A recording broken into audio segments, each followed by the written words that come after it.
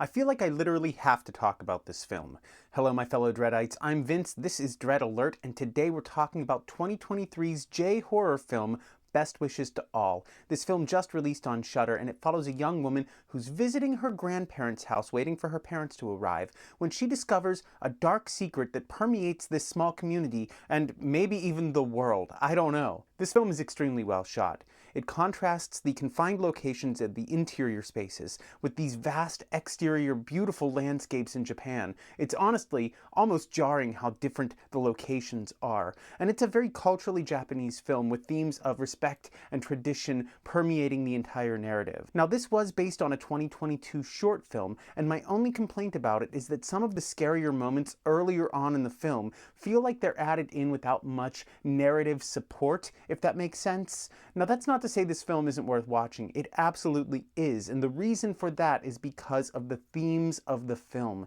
Thematically, this film is super rich, and there are three really strong themes that I've identified, and we're going to go from least important to most important. The first of which being what I mentioned before: tradition and respect and family, and not wanting to disappoint your family. That is a huge theme of this film. Also, loss of innocence. The main character here experiences something that is extremely traumatic, and there is so much innocence lost when she uncovers these dark secrets and maybe things that she's repressing, but it has to do with how the world works and her place in it, and also her own responsibility for her own happiness. In any democratically elected society, there's a fair amount of responsibility placed on you to be responsible for your own happiness, and as we all know, that can be extremely overwhelming. And that leads me to my third thematic point that I'd like to make about this movie, and that is, what are we willing to sacrifice for our happiness? And who are we willing to sacrifice for our happiness? Our happiness isn't free, and it comes at a real tangible cost to other people. Are we willing to accept the fact that we're happy and we're stable and turn the other way and not look at human suffering that allows us to be happy and stable?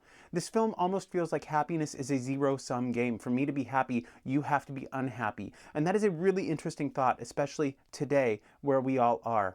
I loved the questions this film posed, and my big thing with this film is, yes, the metaphors are really direct and they're really in your face, but they don't hit you over the head like a big hammer. I think that it's subtle enough that you can ask yourself these questions, sit with the experience our main character has, and leave maybe not feeling good, but with something to think about.